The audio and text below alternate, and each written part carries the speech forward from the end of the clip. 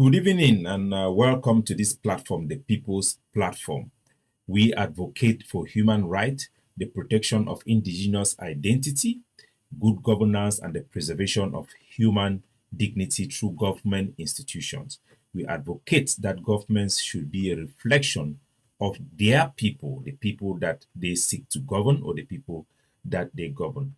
So today, as you know very well, I go without introduction. My name is Capo Daniel. I'm the chairman of PRAP, People's Right Advocacy Platform. Today, we are going to talk about the new Prime Minister of Canada and get a look at his speech. You may be wondering if you're an African, but what does the Canadian election have to do with Africa? Canada is very far from Africa, but it is very important that we know what is going on in Canada because we live in a global village. And it's by looking at what other people are doing that you can learn how we in Africa we can do even better. Coming from colonialism, today the youth of Africa are all flooding Western countries seeking for better life. That is a trend that is draining Africa of its education, its brain, labor, its workforce, and lots more. So we are going to take a look in what is happening in Canada. This is the new Prime Minister in Canada. Canada, I live in Canada. It is one of the most respectable country in terms of human right and diversity. The first time I arrived here in Canada at the airport, it was somebody from Nepal who was checking my luggage. I went to the immigration. It was an Indian Sikh putting on their hat. And I was asking myself, where are the Canadians? Because Canada is not just a country that mimics or tries to present itself like a multicultural base. It is indeed in practice. Canada is also the only country in the world that have changed their foreign affairs or foreign ministry into global affairs because they see themselves as part of the globe and they see humanity as one. So it is a very big country, but a very small population, a bilingual country where they speak English and French, just like Cameroon in Africa. But this is a unique place where they have preserved the indigenous people right.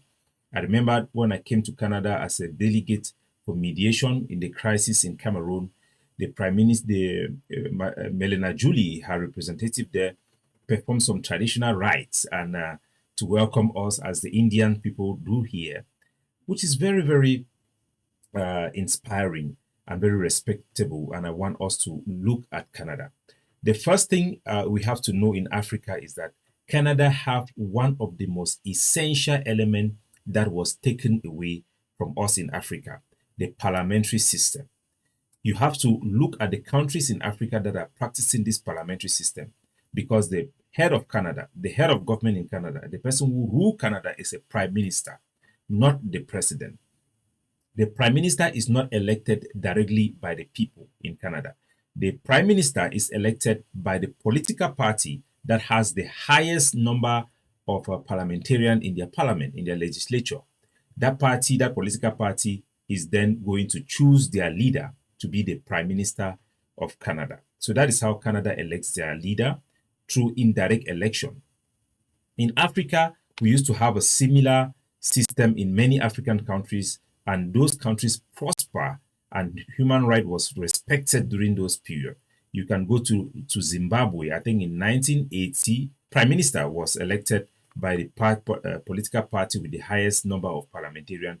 In Kenya, also where you had Jomo Kenyatta, when he was elected because he was the head of the political party with the highest number of parliamentarians. You go to Uganda, between 1961, I think, to 1966, you have Milton Obote in Ghana, where Kwame Nkrumah was the prime minister, not the president, until a coup d'etat took place in that country. That is between 1957 to 1981. It was a parliamentary system in Ghana. The British government is a parliamentary system. In Nigeria, in 1960, you also had a parliamentary system with Tafawa Balewa, who was the president. You also had the same system in Sudan. Sudan used to be a very prosperous country that was living in harmony when they had the parliamentary system. You had it in Gambia, you had it in Sierra Leone. But Africa have then moved through coup d'etat, through the manipulation of the West, the CIA, the British, the French have manipulated African countries to move towards dictatorship through a presidential system where a president is elected by the majority vote, winner take all. Such system encourages concentration of power in the hands of one man with very little accountability. And the disadvantage with the presidential system we have seen in Africa is that it makes it impossible for a president to leave power. It encourages authoritarianism that brings in nepotism, tribalism that has destroyed majority of our African states. Parliamentary system was the best we had. Look at Uganda during the time of Obote. Look at Ghana. There was no problem. Look at Ghana, Zimbabwe, and all those countries. They had wonderful system, and it works in Canada. It can also work in Africa. We had it in Africa. It was working. But since we had independence and we had leaders, some of whom just wanted to gather power for themselves and become dictators, they amassed those power to themselves. Some were put there by Europeans who wanted one man rule so that that person can represent their interest in Africa. But we must know in our history that the parliamentary system was good. It was better because to remove a president in power is very complicated. You can have constitutional crisis and you may need military intervention. But in parliamentary system, where you have a president who is more accountable, it is easy to replace a president that is a bad leader simply by a vote of no confidence in the parliament will remove the prime minister from office. His political party can hold him accountable. The parliament can hold him accountable. A prime minister governs with the confidence of the parliament because he's elected by the parliament. He does not have that strong mandate from the people directly. So he is more subdued and focused more on policy. So these are the systems that we have in Africa. Currently in Africa, we have those 4 countries that are practicing parliamentary democracy, and all of them are having the highest GDP in Africa. One is Ethiopia. You have Mauritius. You have Lesotho, Eswatini. These are the 4 African countries that are practicing parliamentary democracy. They are very stable. They have less conflict during times of election. Their politics is more focused towards debate of things that make their country benefit growth. So I want to push this to our people to take a look at Canada, look at how they behave, and see how we can always remember what we had before in Africa and how we can make Africa more productive for its people, how we can make our governance in Africa more effective for the common interest and stop all the things that have come with the presidential system, with nepotism, tribalism, dictatorship that has become a cancer to Africa. So I want us to watch the speech of the new Prime Minister in Canada, PM Mark Carney. A wonderful speech, especially during the time where the Canadians are having some trade war with the United States of America. Americans want our resources, our water, our land, our country. Think about it. And this is similar speech that I believe really reflects Africa. We need a leader that can tell the West wants everything we have. They want our minerals, they want our petroleum, they want everything.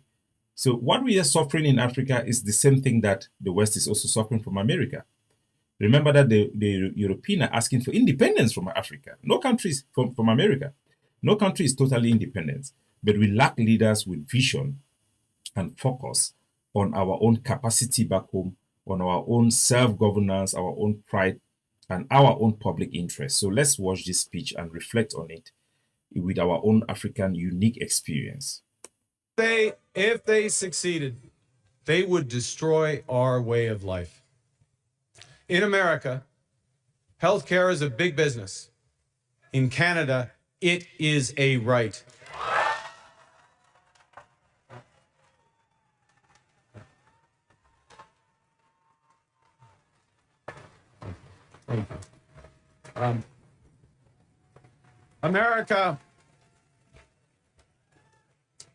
America is a melting pot. Canada is a mosaic. America is not Canada. And Canada never, ever will be part of America in any way, shape, or form.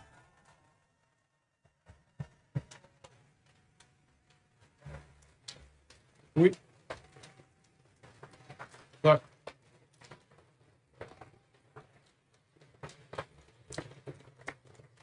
we didn't ask for this fight. We didn't ask for this fight. But Canadians are always ready when someone else drops the gloves. So the Americans, They should make no mistake, in trade as in hockey, Canada will win. Donald Trump is trying to weaken our economy. Great jobs and stronger growth faster than anything. But markets are also indifferent to human suffering, and they are blind to our greatest needs. So when they're not governed well, or not at all, they will deliver enormous wealth for the lucky few and hard times for the rest. So you can see in his speech, it focused on empowering their people. Of course, he's a liberal. I'm a conservative.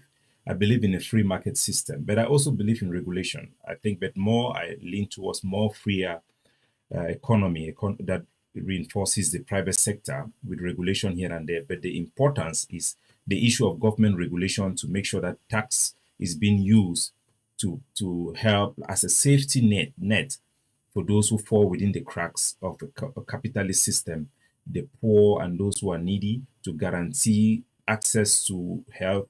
And I'm a beneficiary here because I've gone to dental clinic here more than I've ever been in Cameroon or in Hong Kong, where I come from. So it works for them, and our people should have this type of orientation where we can debate. Our leaders can be focused on things that matters, empowering our people, bringing them together for a common good, to fight a common challenge from the international system, which is highly competitive. If Canada can be going head and head with America, what about us, Africa? We are even unaware of our enemies. We are even unaware of our competitors. So let's continue this. In this crisis, we must help those who are hit hardest by the American tariffs while we build our strength here at home. That's the right thing to do. That's the fair thing to do. That is the Canadian thing to do. That is what makes us strong.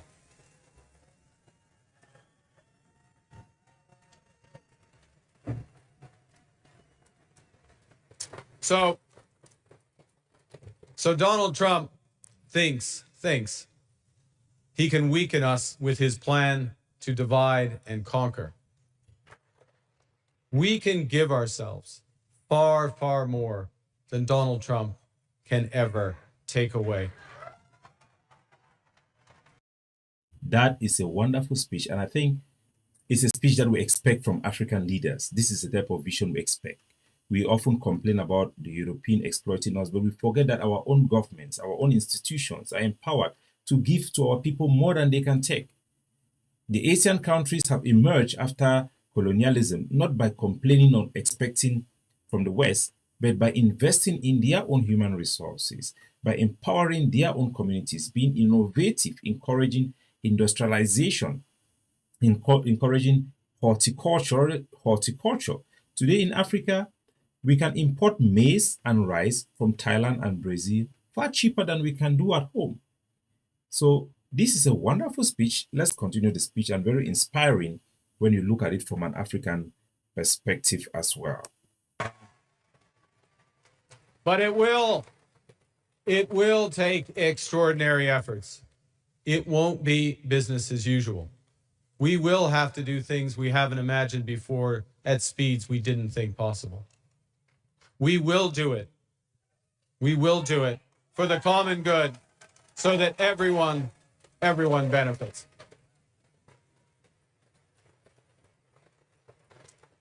You know, I do care about the economy. But it's not because I'm an economist. It's because I care about people. That's why I'm a liberal. That's why we are liberals.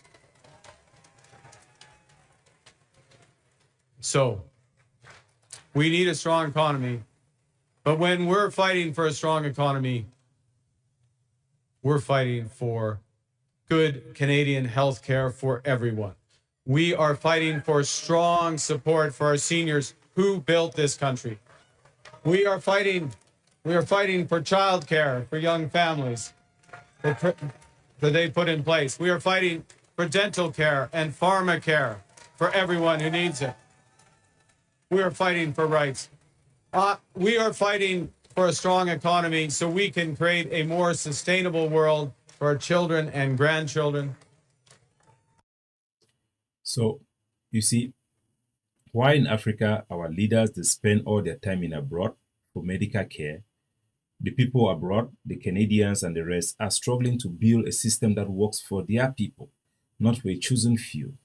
And that is the type of Africa we would want to live in. And so I hope this democracy in Canada inspire us to look back on the type of governance we have. Africans, for the most part, have always looked abroad for greener pastures, but we must look back at home, knowing very well that the resources that are given within our national territories are the God given potential to empower the people of those lands for them to emerge and to progress and to innovate and to live life to the fullest. We must look back home. We must look back about our government. Are they working for our people? Are the system in place accountable, holding leaders accountable? Because we have such a Leviathan, what I call Leviathan, a vampire type of post-colonial governance across Africa today that do not serve our people. It do not even serve the economy itself. It is a disaster, and we have to look upon the West and inspire our people that we had such a system before in several countries, in Zimbabwe, in Kenya, in Uganda, in Ghana, in Nigeria, even in the former British Southern Cameroons, where I come from, in Sudan, in Sierra Leone, we used to have those in Gambia and they were functioning democracy, but those have been crushed by authoritarian regimes with Africa turning towards a presidential system, a move that was encouraged mostly by coup d'etats and manipulation from the West. We have to always think that we should not just be stuck with what we have. We can always advocate and push for what works better for our people. And I hope this is an inspiration from you. God bless you wherever you are. Have a good day.